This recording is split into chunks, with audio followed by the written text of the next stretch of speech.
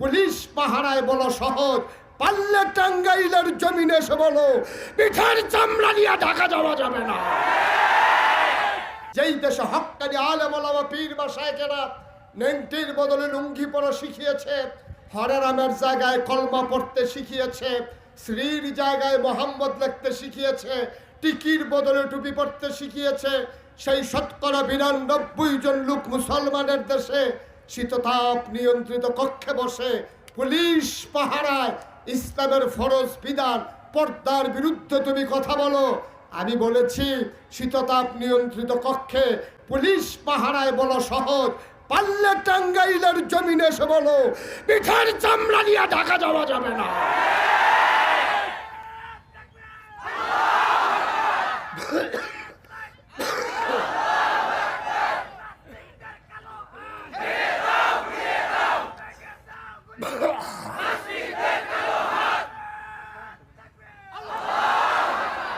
দিন যা গেছে গেছে, হিসাব নেওয়ার পালা এখন, ঠিক কিনা বলো?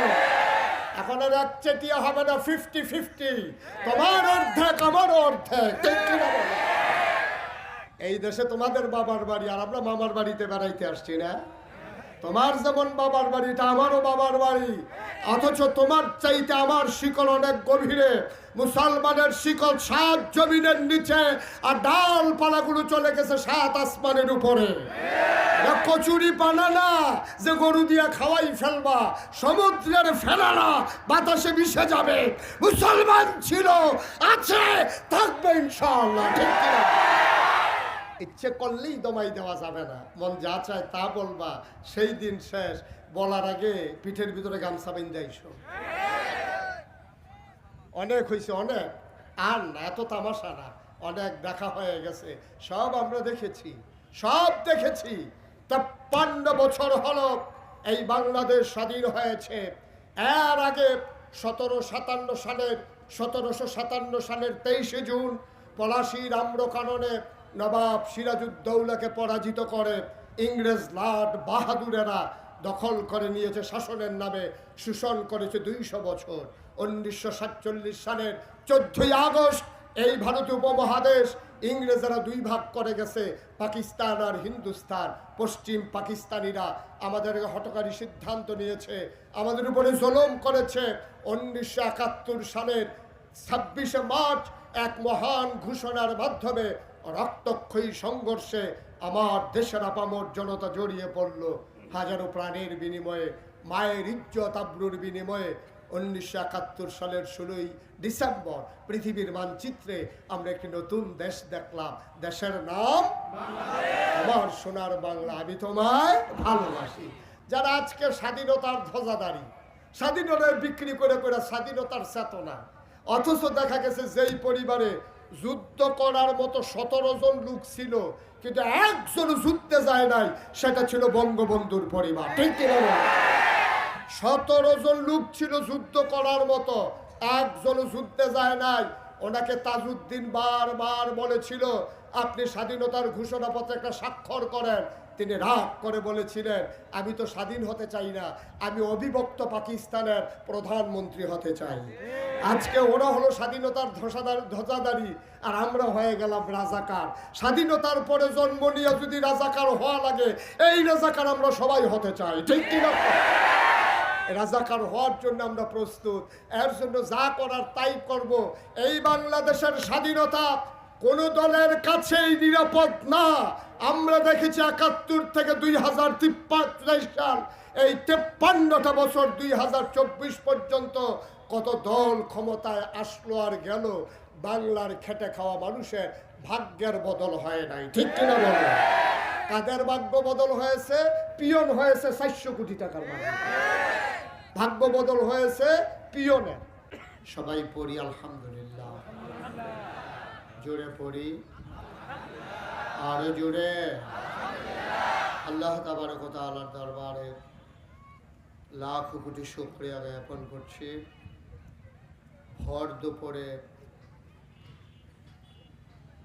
যখন মানুষ কর্মব্যস্ত কর্মমুখর দিন কাটায়, সকল কাজ থেকে মুক্ত রেখে, ঝামেলা থেকে মুক্ত রেখে অসুস্থতা থেকে সুস্থ রেখে জেনে আমাদেরকে আজকের এই মাহফিলে আসার বসার কিছু কথা শোনার সুযোগ করে দিলেন।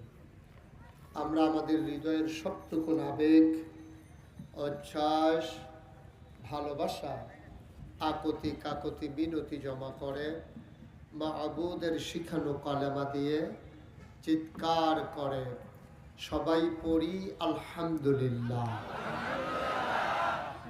জনাব সাহেব সদর, আজকের এই মাহফিলের জনাব সভাপতি মৌলানা মোহাম্মদ নজরুল ইসলাম, সেক্রেটারি বাংলাদেশ জামাত ইসলামী ভুইয়াপুর উপজেলা, আজকের মাহফিলের প্রধান অতিথি যিনি আমার পূর্বে কথা বলেছেন, বলিষ্ঠতার সাথে যিনি আপনাদের মাঝ থেকে দ্বীনের ব্যাপারে ওয়াদা নিয়েছেন, আমার প্রিয় ভাই, আপনাদের সকলের হৃদয়ের কাছের মানুষ, জননেতা মোহতারাম আহসান হাবিব মাসুদ, আমির বাংলাদেশ জামাত ইসলামী টাঙ্গাইল জেলা শাখা। আজকে আমার পূর্বে আলোচনা করেছেন হৃদয়ের কাছের মানুষ, অভিন্ন হৃদয়াংশ, হৃদয়ে মণিকুঠায় যার বাস, আন্তর্জাতিক খ্যাতিসম্পন্ন মুফাসসিরে কোরআন মাওলানা মুফতি AHM আবুল কালাম আজাদ। আজকের মাহফিলের বিশেষ অতিথি মুহতারাম আবদুল্লাহ আল মামুন, মাহফিলের প্রিয় পরিচালক মাওলানা মোহাম্মদ কামরুজ্জামান, উপস্থিত এই এলাকার বিভিন্ন মসজিদের ইমাম সাহেবান, ওলামায়ে কেরাম, মুরব্বিয়ানে আযাম, কলিজার টুকরা যুবকেরা, পর্দার আড়ালের আমার মা ও বোনেরা, সবার প্রতি আমার আবারও আন্তরিক সশ্রদ্ধ সালাম। আসসালামু আলাইকুম ওয়া রাহমাতুল্লাহি ওয়া বারাকাতুহু। আমি এসে শুনলাম যে এই এলাকায় দিনের বেলা মাহফিলের প্রচলন নাই, যদিও বাংলাদেশে অনেক জায়গা আছে। বাংলাদেশ জামাত ইসলামী এই ক্ষেত্রে পথিকৃতের ভূমিকা পালন করেছে যে দিনের বেলাও মাহফিল করা যায়। এটা প্রমাণ করে দিল জামাত ইসলামী টাঙ্গাইল।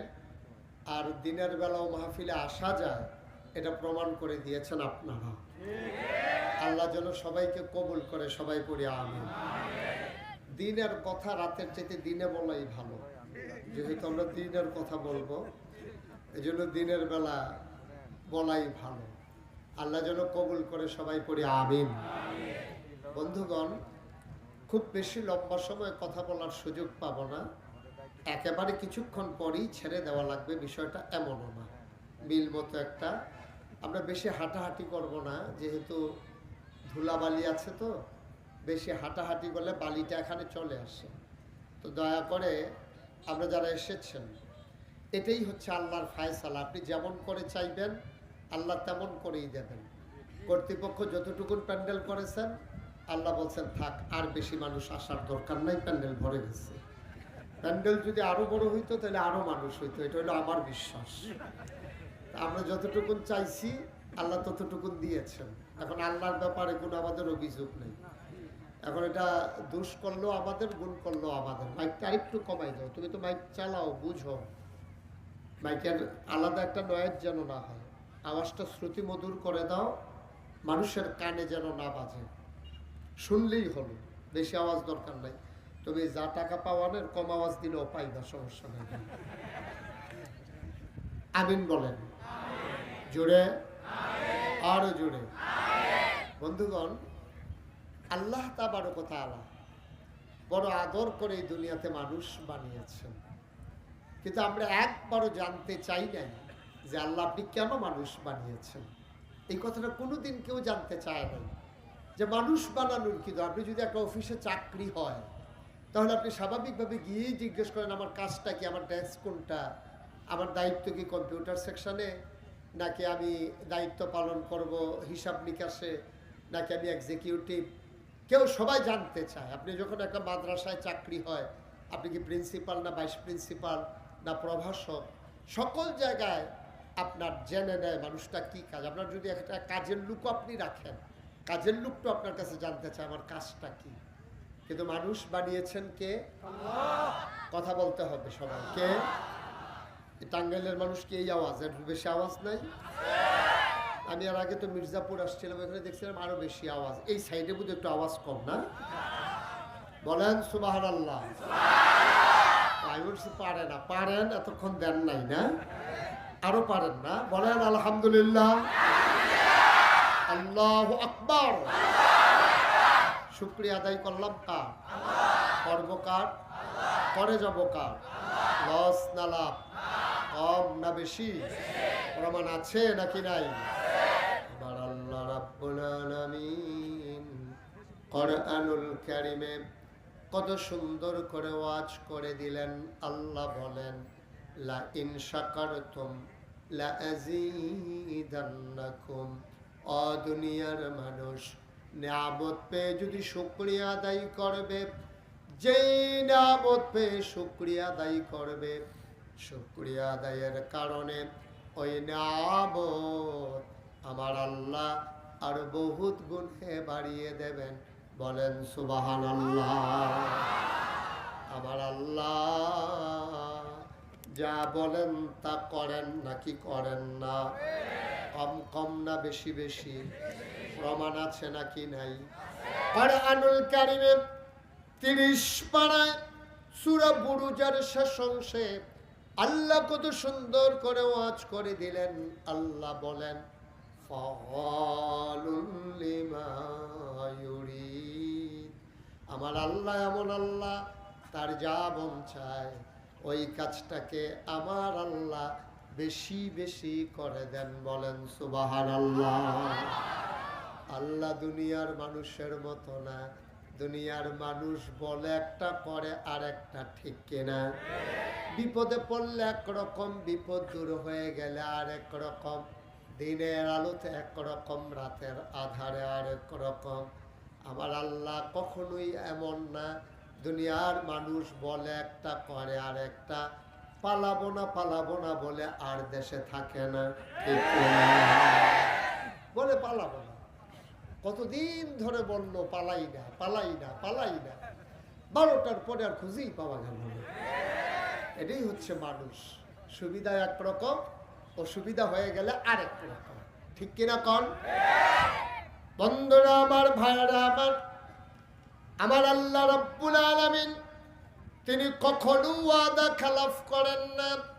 তিনি নিজেই নিজের ব্যাপারে ওয়াজ করে দিলেন। আল্লাহ বলেন ইন্নাকা লা তুখলিফুল মিআদ। আমার আল্লাহ এমন আল্লাহ, ওয়াদা খেলাফ করা আমার আল্লাহর জন্য শোভা পায় না, ঠিক কিনা? বন্ধুরা আমার, ভাইরা আমার, আমি এই জন্যে শুরুতে জিজ্ঞেস করেছিলাম আমরা এখানে যারা আছি আমরা সবাই মানুষ, ঠিক কিনা?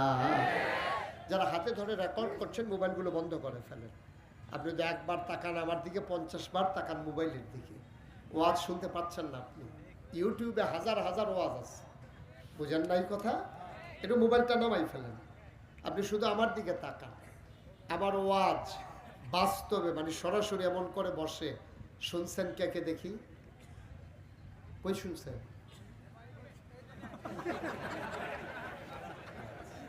মানে কেউ শুনে নাই। ইউটিউবে, মোবাইলে দেখছেন কে কে দেখি? আমি ছাড়া আর জালা আমির সব ছাড়া সবাই দেখছে না? মাশাআল্লাহ। আমি হাত নাম বলেন আলহামদুলিল্লাহ। তো সবসময় তো ইউটিউবের ভিতরেই দেখছেন, তো এখনো যদি ভিতরেই চাই তাহলে আমি আর বাইরে নিলাম কি করতে? তাই ভিতরে থাকতাম, এটাই ভালো আছিল আমার, না? সবাই মোবাইলগুলো বন্ধ করে দেন। কথা বুঝেন নাই? মোবাইল বন্ধ করে, এই যে বন্ধ করতে বলো। আহা, একজন একজন করে বলা লাগবে? মোবাইলগুলো বন্ধ করে দিতে বলছি। খেয়াল করে আমার দিকে তাকায় আর শুনেন। ইউটিউবে অনেক ওয়াজ আছে, আপনি কয়টা ওয়াজ শুনবেন? দেখবেন যে আপনি শেষ, ওয়াজ শেষ হয়নি, এত ওয়াজ ইউটিউবে ঢুকছে। আল্লাহ যেন কবুল করে, সবাই বলি আমিন। তো যেই কথাটুকুন বলছিলাম, আমরা একটা সিদ্ধান্তে পৌঁছতে হবে, ফান্ডামেন্টাল একটা ডিসিশন আমাদেরকে আজকের এই মাহফিল থেকে নিতে হবে। সিদ্ধান্তটা হলো, মানুষ বানিয়েছেন কে? একটু জুড়ে বলতে হয়। মঞ্চে যারা আছে ওনারা না বললেও চলবে, ওনারা যে বৈশাখী সই নাই যে এটাই বেশি নাকি? ওনারা তো শুয়ে যাওয়ার কথা মঞ্চের ভিতরে, ওনারা সবাই কথা বলতেন, আমার ডাইনে বামে সামনে পেছনে। দয়া করে সবার মোবাইলগুলো একটু বন্ধ করে দেন। ওই যে মোবাইলের আওয়াজ আমার কানে আসতেছে, কথা বলা যাবে না এখানে, মোবাইল বন্ধ। একেবারে মনোযোগের সাথে আমরা একটু কথা শুনবো ইনশাআল্লাহ। সময় কম তো, পুরাটা সময় আমরা কাজে লাগাতে চাই। আল্লাহ যেন কবুল করে, সবাই বলে না। তাহলে আমরা কি, আবার বলেন কি? কে বানিয়েছেন? একবারও কি জিজ্ঞেস করছেন আল্লাহ রে, যে আল্লাহ আমার বাড়িতে একটা ডেইলি লেবার আসলেও জিজ্ঞেস করে আজকে আমার কি কাজ? আপনি দোকানে গেলে দোকানদার জিজ্ঞেস করে কি নেবেন? আপনি অফিসে গেলে চাকরি হলে জিজ্ঞেস করে আপনার কি দায়িত্ব? কিন্তু আমরা যে মানুষ আল্লাহ বানাইলেন, একবার জানতে চাইলেন না যে আল্লাহ আমি আপনার কি কাজে লাগলাম? সামান্য একটা প্যান্ডেলটা নিয়েছেন, খেয়াল করে দেখেন কতগুলো খুঁটি লাগানো লেগেছে, রশির বাদ, দহনার বাঁশ, কাপড়ের টানা দেওয়া লেগেছে, তারপরে প্যান্ডেল হয়েছে। কোনোদিন খোলা আকাশের নিচে তাকিয়ে দেখেছেন নাকি? এই যে বিশাল আকাশ আল্লাহ বানাইলেন, একটাও খুঁটি লাগান নাই, ঠিক কিনা? আকাশ বানালেন আল্লাহ, একটাও খুঁটি দেন নাই। সুবহানাল্লাহ বলবেন না? আমি মনে করেছিলাম কুমিল্লা বোধহয় খুঁটি নাই, টাঙ্গাইলে নাই। আমার মাহফিল ছিল খাগড়াছড়ি, ওখানকার যিনি এমপি ছিলেন উনি আমাকে বললেন যে হুজুর উঁচু একটা পাহাড় আছে, নাম হলো আলুটিলা, আপনি কি ওখানে উঠবেন? আমি বললাম গিয়ে কী করবো? একটু দেখবেন। আমি বললাম নিয়ে যান। তোরা আমার ধরে টরে উঠাইলো, ওঠানোর পরে আমি খুঁজতেছি। তো এমপি সাহেব জিজ্ঞেস করতেছেন কি খুঁজতেছেন হুজুর? আমি বললাম যে খুঁজতেছি আকাশটা টানাইতে কোনো খুঁটি টুটি আছে নাকি, এটা তো উঁচা জায়গা, এখানে হয়তো থাকতে পারে। তো উনি আমার দিকে তাকায়, হুজুর আমি অনেকবার তালাশ করছি, নাই।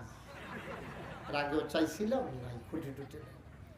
সিলেটের গাঢ় পাহাড়ে নাই, আকাশ বানালেন খুঁটি ছাড়া, জমিন বানালেন তিনি সমতল করে। এই পৃথিবী যেন হঠাৎ করে নড়ে চড়ে না ওঠে, জায়গায় জায়গায় তিনি পেরেক বসিয়ে দিলেন। প্রশ্ন হলো, আপনি যদি জানতে চান পেরেক কই, আমি বলবো মাটির নিচে।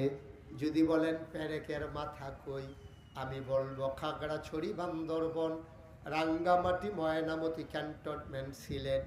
ঘুরে ঘুরে দেখো, ওই যে দেখো পাহাড়, আল্লাহর কোরআন বলছে ওইগুলাই পেরেকের মাথা, ঠিক কিনা? তাহলে রেজাল্ট কি দাঁড়ালো? আকাশ বানালেন খুঁটি ছাড়া, জমিন বানালেন সমতল করে, পাহাড় বানাইলেন পেরেকের মাথা করে। শুধু কি তাই? উলুক উলুক বেগে বয়ে যাওয়া নদী, নদীর ভিতরে পানি, পানির ভিতরে মাছ, নদীর কিনারে গাছ, গাছের ভিতরে ফুল, ফুলের পরে ফল, নারিকেল গাছের মাথায় ডাব, ডাবের ভিতরে শরবত, আখের ভিতরে রস। সুবহানাল্লাহ কয় না? সব যিনি বানাইলেন তিনি আমার আল্লাহ, ঠিক কিনা? কেন আল্লাহ বানাইলেন? আমি আল্লাহর কাছে জানতে চেয়েছিলাম, ও মাওলা রব্বুল কারীম, আপনি কেন মানুষ বানিয়েছেন? আল্লাহ যেন ডেকে ডেকে কয়, বান্দারে, ও বান্দা কোরআন খুলো, কোরআন পড়ো, কোরআন বুঝো। আল কোরআনের ভেতরে ১৫০০ বছর আগে বলে দিয়েছে মানুষ কেন বানিয়েছি। কোরআন খুলে দেখি আল্লাহ কয়, ইয়া আইয়ুহান নাস, ও দুনিয়ার মানুষেরা, ও টাঙ্গাইলের মানুষেরা, শুনো শুনো শুনো, নিকরাইলের মানুষেরা, খেয়াল করে শুনো, ও উবুদু রাব্বাকুম, তোমরা জানতে চেয়েছিলে কেন মানুষ বানানো হয়েছে। বানানো হয়েছে এই জন্যে, ও উবুদু, তোমরা ইবাদত করো। আমি বলি কার? রাব্বাকুম, যিনি তোমার রব, যিনি খালেক, যিনি মালিক, যিনি সত্তার, যিনি গফফার, যিনি আইয়ুব, যিনি ওয়াদুদ, যিনি প্রেমময়, ওই আল্লাহর ইবাদত করো। আমি বলি রব আবার কে? আল্লাযী খলাকাকুম, যিনি তোমাদেরকে সৃষ্টি করেছেন। আমি বলি আমার তো আমার আব্বা আম্মা দুনিয়ায় আসার কারণ। আল্লাহ কয় ঠিক আছে, তোমার আব্বা তোমার আম্মার কারণে যদি তুমি আসো, আমি যদি জানতে চাই তোমার আব্বা তোমার আম্মারে কে পাঠাইছে। সুবহানাল্লাহ বলবেন না? আল্লাযী খলাকাকুম, যিনি তোমাদেরকে সৃষ্টি করেছেন, ওয়াল্লাযীনা মিন ক্বাবলিকুম, শুধু তোমাদেরকে না, তোমার আব্বা, তোমার আম্মা, তোমার দাদা, তোমার দাদি, তোমার নানা, তোমার নানি, তোমার 14 গোষ্ঠী, তোমার জাতির পিতা ইব্রাহিম, তোমার আদি পিতা আদম, তোমার নবী মুহাম্মদুর রাসূলুল্লাহ সাল্লাল্লাহু আলাইহি ওয়াসাল্লাম, সবাইকে যিনি বানিয়েছেন, উবুদু রাব্বাকুম, ইবাদত চলবে শুধুমাত্র কেবলমাত্র একমাত্র ওই আল্লাহর, ঠিক কিনা? তাহলে সিদ্ধান্ত হয়ে গেল আমরা ইবাদত করব কার? আল্লাহ। আপনাদের এলাকায় বোধহয় এমন নাই। আমাদের কুমিল্লার দক্ষিণে হলো চাঁদপুর আর উত্তরে হলো ব্রাহ্মণবাড়িয়া। চাঁদপুর মাহফিলে গিয়ে শুনলাম যে ওইখানে নাকি মাজারে সাজদা দেয়। আপনাদের এলাকায় নাই না? তো সাজদা দেওয়ার কথা ছিল কারে? দিছে মাজারে। আমি আরেকটু উত্তরে এসে জিজ্ঞেস করলাম, ভাই চাঁদপুরের দক্ষিণে শুনে আসলাম মাজারে সাজদা দেয়, আপনাদের এলাকায় কিছু আছে নাকি? কই জি হুজুর, পীরের পায়ে সাজদা দেয়। আমি আরেকটু উত্তরে এসে জিজ্ঞেস, আপনাদের কি? কই পীরের পায়ে চুমায়। আরেকটু উত্তরে ব্রাহ্মণবাড়িয়া এসে জিজ্ঞেস করলাম, আপনাদের কি আছে? কই পীরের বুড়ো আঙ্গুল চুষে। আর চিটগঙ্গি গিয়ে শুনলাম পীরের গোসল করায়, ওই গোসলের পানি মুড়ি দ্বারা বোতলে ভইরা বাড়িতে আইনা খায়। খাডাস কারে কয়? চিন্তা করে দেখছেন একটা মানুষরে কত গোসল করাইলে কত জায়গা বাইয়া পানি যায়? সব জায়গার কথা মনে পড়ে গেছে না? সব জায়গা বাইয়াই তো পানি যায়। তাইলে ওর এই জায়গাগুলো আছে, আপনারও তো আছে। তাইলে এই জায়গাগুলো বাইয়া বাইয়া পানি যায়, আর ওই পানি বোতলে ভইরাই না মুসলমান খায়। আল্লাহ যে গজব দিয়ে এখনো শেষ করে দেয় নাই আল্লাহ বইলা, ঠিক কিনা বলে? খেয়াল করে দেখেন, আপনার ছেলেটা যদি আপনার ভাইকে কোনো সময় আব্বা ডেকে ফেলে আপনার সামনে, আপনার আপন ভাই ওরে আব্বা ডেকে ফেলছে, আপনি শুনে আপনার মনটা খারাপ, চোখে পানি চলে আসছে। জন্ম দিলাম আমি, তিল তিল করে বড় করলাম আমি, লুঙ্গি কিনে দিলাম আমি, গামছা কিনে দিলাম আমি, লেখাপড়া করাইলাম আমি, আমারে বাদ দিয়ে আমার ভাইকে আব্বা ডাকে, আপনার কলিজায় মানে না। আবার চিন্তা করে দেখেন, আপন ভাই, আপনার ভাই, আপনার ছেলে, আপনার ভাইকে আব্বা ডাকার কারণে যদি এত কষ্ট লাগে, যে আল্লাহ আপনাকে বাবা বানাইলো, আকাশ দিল, জমিন দিল, সমস্ত নাজ নেয়ামত দিল, ওই আল্লাহকে ফেলে আপনি যখন মাজারে সেজদা দেন, আমার আল্লাহর কলিজা ফেটে যায়, ঠিক কিনা? আপনি যেন আল্লাহর চিনতে পারেন। এই বাংলাদেশে এইগুলো আমদানি করেছে, এই যে মাজারে সাজদা, পীরের পায়ে সাজদা, তারপরে পীরের বুড়ো আঙ্গুল চুষতে হবে, পীরের পছন্দ মতো চলতে হবে। এটা আল্লাহর পছন্দ হোক আর না হোক, এই কারবার আছে নাকি নাই? এই কারবার হলো বাংলাদেশে। এই বাংলাদেশ ছাড়া এই কারবার আর নাই। কারণ সব জায়গায় আপনি মেট্রিক পাস যদি বলেন যে আমি পাস করেছি, তাইলে পরীক্ষা দেওয়া লাগে, ঠিক কিনা কন? আপনি 5 পাস করছেন, এটার জন্য একটা পরীক্ষা লাগে। কিন্তু বাংলাদেশে পীর এই একমাত্র পরীক্ষা ছাড়া একটাই পদ পাওয়া যায়, এটার নাম হলো পীর সাহেব, ঠিক কিনা কন? কোনো পরীক্ষা নাই, খালি আব্বার ঘরে হইলেই হইল। এটা যদি 2টা ঠ্যাং নাও থাকে তাও সে পীর, এটা কানে শুনে না তাও পীর, এটা ব্যাক কল তাও পীর, ঠিক কিনা কন? এটা হলো বাংলাদেশ। এখানে সব কিছুর পরীক্ষা লাগে। আর্মিতে ভর্তি হইতে পরীক্ষা লাগে, পুলিশে যাইতে হলে পরীক্ষা লাগে। এই যে ছেলেরা বসাই দেন, বসো বসন্ত তাড়াতাড়ি। হ্যাঁ, সবাই কনা আমিন। উঠি নাই, সামান্য সময়, এর ভিতরে আবার উঠবা কেন? সুন্দর করে বসে থাকো। তাইলে বাংলাদেশের সব জায়গায় আপনার পরীক্ষা দিয়ে পাশ করা লাগে। একমাত্র পীর সাহেব এটা হওয়ার জন্য পরীক্ষা লাগে না, আব্বার ঘরে হইলেই হয়। লেখাপড়া জানুক আর না জানুক, ইসলাম মানুক আর না মানুক, ইসলামের জ্ঞান থাকুক আর না থাকুক, পীরের ঘরে পীর, এটা আজব রীতি, ঠিক কিনা কম? এই আজব রীতি আমাদেরকে ধ্বংস করে দিচ্ছে। এখন পীর সাহেবের জ্ঞান নাই, এখন পীর সাহেব যেটা বলে মুরিদেরা সেটা মানে। এখন পীরের ইসলাম সম্পর্কে জ্ঞান নাই, এই জন্য ইসলাম বহির্ভূত অনেক কাজ পীরের কারণে ইসলামে ঢুকে গেছে, ঠিক কিনা কম? তার তো জ্ঞান নাই। আর মুরিদারা তো অন্ধের মতো মানে, কোনো যাচাই বাছাই নাই, বিশ্বাস কইছে এর উপরে আর কোনো কথা নাই, ঠিক কিনা কম? এটা গজব করে দিছে আমাদেরকে, আমাদেরকে ধ্বংস করে দিছে। হ্যাঁ, আপনি পীর সাহেবকে ততক্ষণ পর্যন্ত মানবেন তিনি যতক্ষণ কোরআন হাদিস মানেন, ঠিক কিনা? কারণ আপনার মন মতো ইসলাম হবে না, ইসলামের মন মতো আপনাকে হইতে হবে, ঠিক কিনা? কখনো আপনার মন মতো ইসলাম হবে না, এটা আপনি সাদা কাগজে লেখা রাখেন। আপনার মন মতো ইসলাম হবে না, আপনাকে ইসলামের মন মতো হইতে হবে। মন চাইলে মানেন, না চাইলে বইলে বিদায় নিয়ে যান, এটা আপনার ব্যাপার। আপনার চাইতে ভালো ভালো মানুষ কাফের আছে, আল্লাহর কিচ্ছু হয় নাই, কিচ্ছু হয় নাই। সূর্য একটু দেরিতে উঠে নাই, দিনও ছোট হয়ে যায় নাই, চতুর্দশী পূর্ণিমার চাঁদ আকাশে হাসাও বন্ধ হয় নাই। আপনার জন্য ইসলাম আটকে থাকে নাই, আপনি ইসলামের জন্য আটকে আছেন, ঠিক কিনা বলেন? হ্যাঁ, আপনি মানেন, আমার কোনো আপত্তি নাই। তবে অন্যায় আদেশ, কোরআন সুন্নাহ বহির্ভূত আদেশ আপনি মানা যাবে না। বাংলাদেশে এখনো দেখেন আলেম ওলামাকে মানুষ কত শ্রদ্ধা করে, পীর মাশায়েখদেরকে কত ভালোবাসে। লাউয়ের বিচিটা লাগানোর সময় নিয়ত করে প্রথম লাউটা হুজুরের, মাছটা পাইলে নিয়ত করে মাছের মাথাটা হুজুরের, গরু জব করার সময় নিয়ত করে গরুর কলিজাটা হুজুরের, ছেলে বিদেশ পাঠানোর সময় নিয়ত করে যে আমার এই ছেলে বিদেশ গেলে প্রথম বেতনটা হুজুরের। আপনি খেয়াল করছেন? আপনি খেয়াল করছেন? আপনি মাছের মাথা, গরুর কলিজা, গাছের লাউ, প্রথম বেতন, আরামের কম্বল সব আপনি পাইলেন। আমি বললাম যে যদি মানুষ আপনাকে দেয় আপনি নেন, আমার আপত্তি নাই। যেহেতু আপনি সব কিছু প্রথম প্রথম নেন, ইসলামের উপরে যদি কখনো আঘাত আসে সবার আগে আপনাকেই পিঠ পেতে দিতে হবে, ঠিক কিনা? সব খাইবেন আগে আগে, সব নিবেন আগে আগে। আর যখন মারামারি শুরু হয়ে যায়, নবী নিয়ে কথা হয়, ইসলাম নিয়ে কথা হয়, আপনি মুরিদরে পাঠাই দিবেন, দেখো তো কি ঘটনা ঘটতে আছে, আপনি খানকায় শুয়ে থাকবেন, এটা কখনো ইসলাম হতে পারে না, ঠিক কিনা?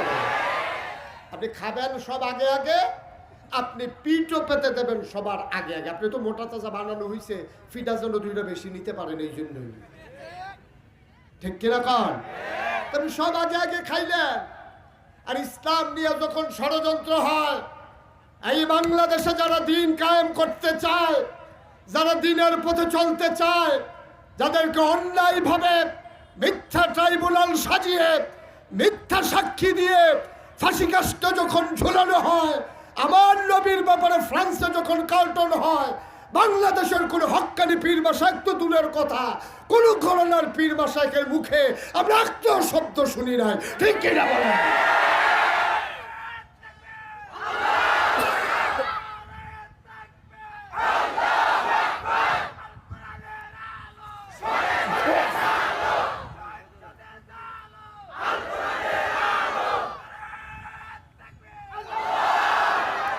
সবাই পড়েন আমিন।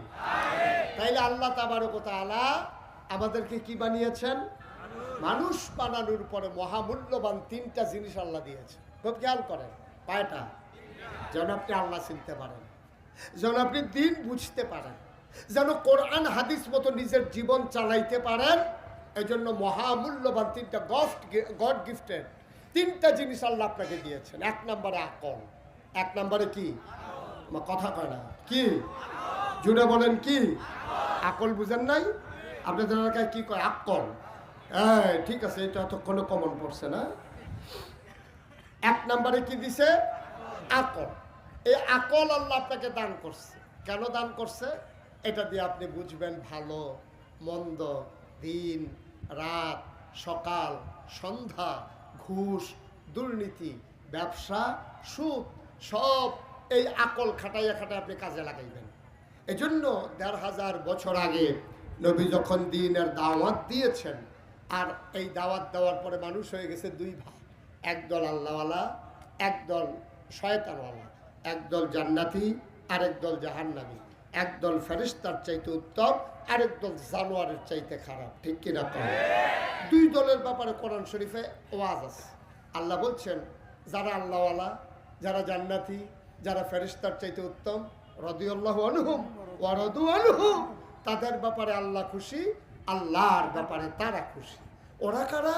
আবু বকর, ওমর, উসমান, আলী, তালহা, জুবাইর, আব্দুর রহমান ইবনে আউফ, সাদ ইবনে রাবিয়া, আব্দুল্লাহ ইবনে আব্বাস, আব্দুল্লাহ ইবনে মাসউদ। ওই মানুষগুলো যারা আল্লাহওয়ালা, যাদের ব্যাপারে আল্লাহ খুশি, আল্লাহর ব্যাপারে যারা খুশি। সুবহানাল্লাহ বলবেন না? ওরা গেল এক দল। হ্যাঁ, তাইলে আরেক দল আছে যারা জাহান্নামী, জানোয়ারের চাইতে খারাপ, যারা নিকৃষ্ট, যারা শয়তান ওরা কারা, ওদের ব্যাপারে কোরআনে ওয়াজ আছে। কোরআনে ঢোকার আগে মারদুদ শয়তান থেকে ফেলা চাই, যিনি রহমান যিনি রহিম, তার নামে চলেন শুরু করি, সবাই পড়ি।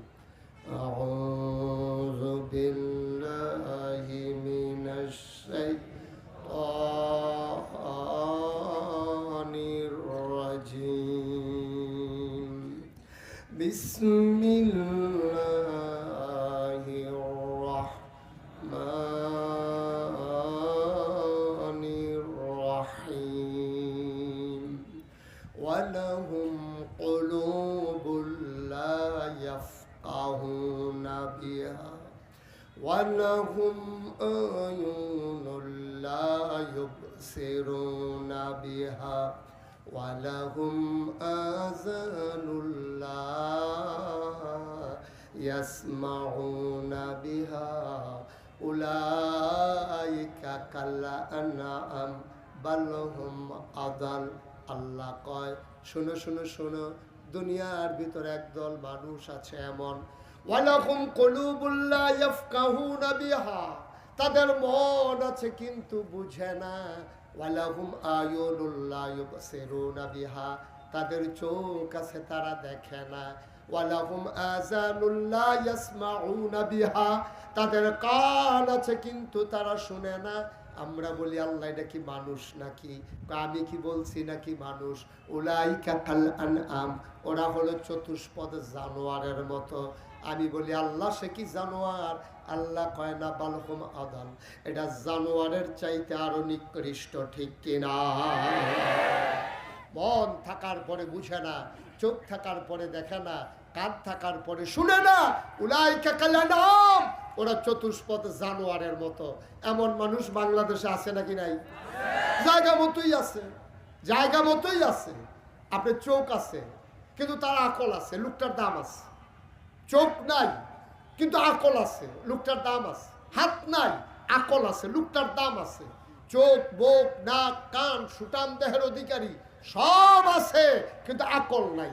আল্লাহ উলাইকা কাল আনআম, ওরা হলো চতুষ্পদ জানোয়ারের মতো। আল্লাহ কয় না, বালহুম আদাল, এটা জানোয়ারের চাইতে আরো নিকৃষ্ট, ঠিক কিনা?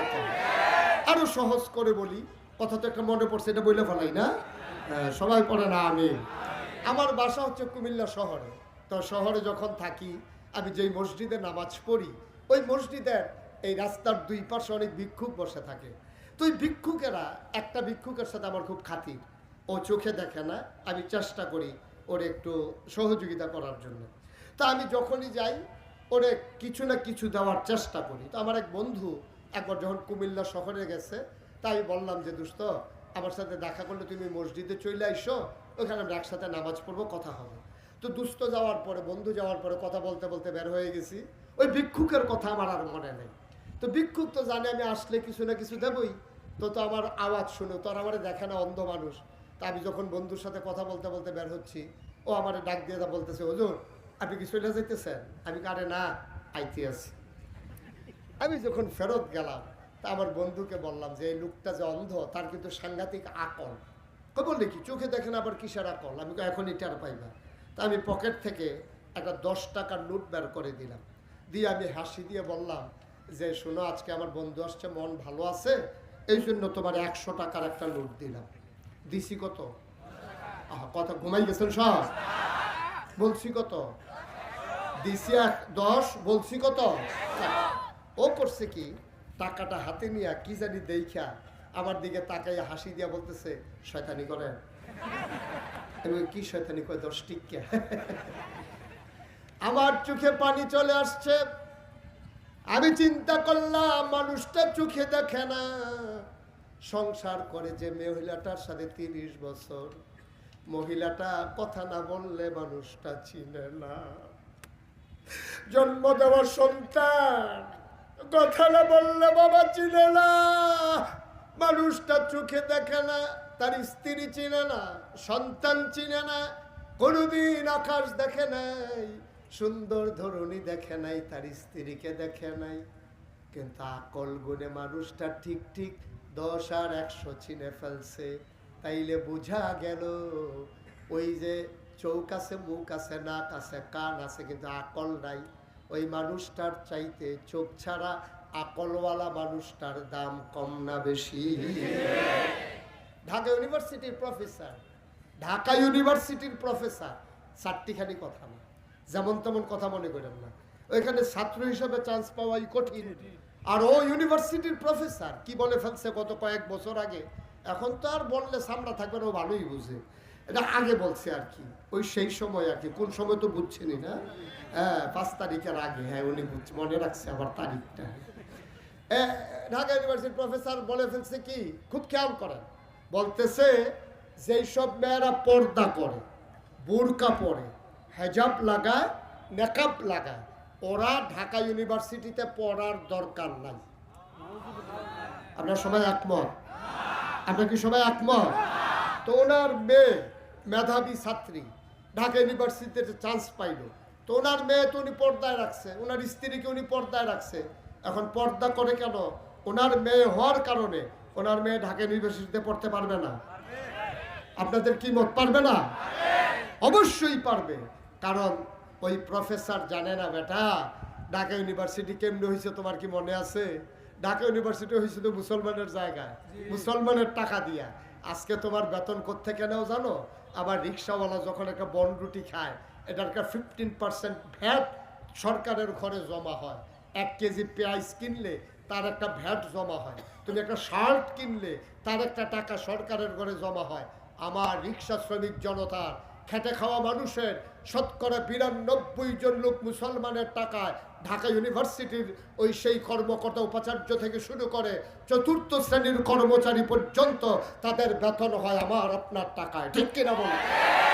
যেই দেশে 92% জন লোক মুসলমান, যেই দেশ মসজিদের দেশ, যেখানে আজান শুনে আসার নামাজ পড়ে, দরুদ পড়তে পড়তে ঘুমোতে যায়, ফজরের আজানে আবার ঘুম ভাঙে, যেই দেশে হক্কানি আলেম ওলামা পীর বা শায়েখেরা নেংটির বদলে লুঙ্গি পরা শিখিয়েছে, হরে রামের জায়গায় কলমা পড়তে শিখিয়েছে, শ্রীর জায়গায় মোহাম্মদ লিখতে শিখিয়েছে, টিকির বদলে টুপি পড়তে শিখিয়েছে, সেই 92% জন লোক মুসলমানের দেশে শীততাপ নিয়ন্ত্রিত কক্ষে বসে পুলিশ পাহারায় ইসলামের ফরজ বিধান পর্দার বিরুদ্ধে তুমি কথা বলো।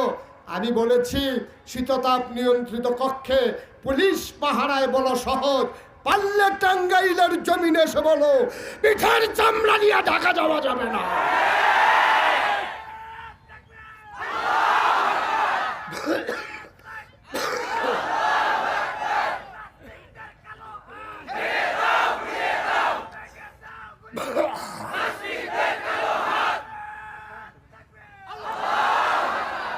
দিন যা গেছে গেছে, হিসাব নেওয়ার পালা এখন, ঠিক কিনা বলো? এখন আর একচেটিয়া হবে না, 50-50, তোমার অর্ধেক আমার অর্ধেক, ঠিক কিনা বলো? এই দেশে তোমাদের বাবার বাড়ি, আর আমরা মামার বাড়িতে বেড়াইতে আসছি না? তোমার যেমন বাবার বাড়িটা আমারও বাবার বাড়ি, অথচ তোমার চাইতে আমার শিকল অনেক গভীরে। মুসলমানের শিকল 7 জমিনের নিচে, আর ডালপালাগুলো চলে গেছে 7 আসমানের উপরে। কচুরি বানানা যে গরু দিয়ে খাওয়াই ফেলবা, সমুদ্রের ফেলানা বাতাসে মিশে যাবে। মুসলমান ছিল, আছে, থাকবে ইনশাআল্লাহ, ঠিক কিনা? ইচ্ছে করলেই দমাই দেওয়া যাবে না, মন যা চায় তা বলবা, সেই দিন শেষ। বলার আগে পিঠের ভিতরে গামছা বেঁধে আইসো। অনেক হয়েছে, অনেক, আর না, এত তামাশা না, অনেক দেখা হয়ে গেছে, সব আমরা দেখেছি, সব দেখেছি। 53 বছর হলো এই বাংলাদেশ স্বাধীন হয়েছে।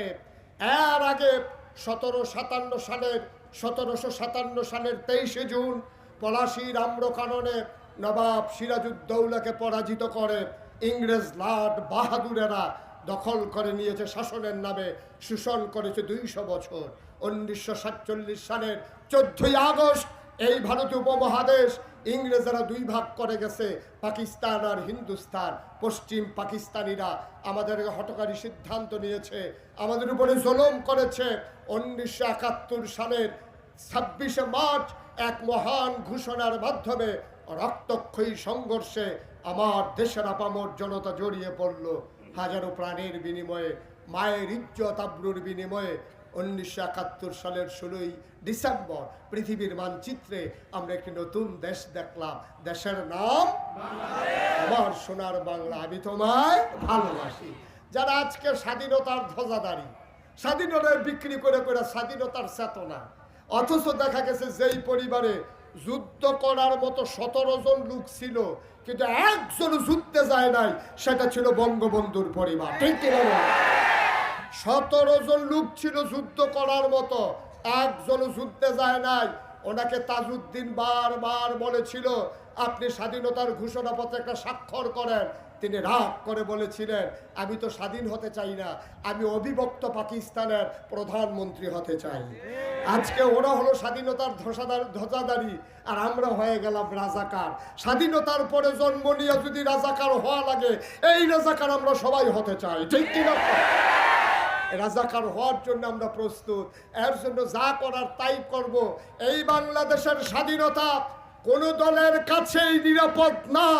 আমরা দেখেছি 71 থেকে 2023 সাল, এই 53টা বছর 2024 পর্যন্ত কত দল ক্ষমতায় আসলো আর গেল, বাংলার খেটে খাওয়া মানুষের ভাগ্যের বদল হয় নাই। ঠিক কিনা বলো? কাদের ভাগ্য বদল হয়েছে? পিয়ন হয়েছে 400 কোটি টাকার মালিক। ভাগ্য বদল হয়েছে পিয়নের। একটা দেশের প্রধানমন্ত্রী সোশ্যাল মিডিয়া, ইলেকট্রনিক্স মিডিয়া, শত ক্যামেরা তার দিকে তাকিয়ে আছে আর উনি হাসতে হাসতে বলতেছে যে আমার পিয়ন 400 কোটি টাকার মালিক। এই কথাটা পুরো পৃথিবীতে ছড়াই যেতেছে, লজ্জায় মাথা হেট হয়ে যায়। কেউ জিজ্ঞেস করে নাই সেদিন পিয়ন যদি হয় 400, আপনি না জানি কত। এই কথাটা জিজ্ঞেস করে নাই বলে বেঁচে গেছে। আমরা খেয়াল করে দেখেছি 71 থেকে 2024 কত দল আসলো আর গেল, ক্ষমতার পালা বদল হলো। যারা ক্ষমতায় গেল তাদের ভাগ্যের বদল হলো, খেটে খাওয়া মানুষের ভাগ্য বদল হয় নাই। 24 সালে আজকে স্লোগান তুলতে হবে সব দলের দেখা শেষ, আলেমুল আমার বাংলাদেশ। আমরা আর দেখতে চাই না তামাশা, অনেক দেখছি আমরা। দুধে ভাতে বাঙালি, মাছে ভাতে বাঙালি, ডাইলে ভাতে বাঙালি, সোনার বাংলা, সব দেখা আমাদের শেষ। ঠিক কিনা বলেন? এবার হিসাব নিকাশ মিলানোর পালা। আপনার যারা খেটে খাওয়া মানুষ, আপনার যারা রিক্সা শ্রমিক জনতা, স্বাধীনতা কাকে বলে আপনি বুঝেন নাই, নাগরিক অধিকার কাকে বুঝেন নাই। কারণ আপনি বঞ্চিত হতে হতে আপনি মনে করেছেন এইটাই বোধহয় জীবন। একবার যদি ইসলামী দলগুলো ক্ষমতায় আসে, আল্লাহর আইন কায়েম হয়ে যায় আর সৎ লোকের শাসন এসে যায়, তখন আপনি বুঝবেন নাগরিক অধিকার কাকে বলে। ঠিক কিনা বলো? কিন্তু বুঝেন নাই, আপনাকে বুঝতে দেওয়া হয় নাই।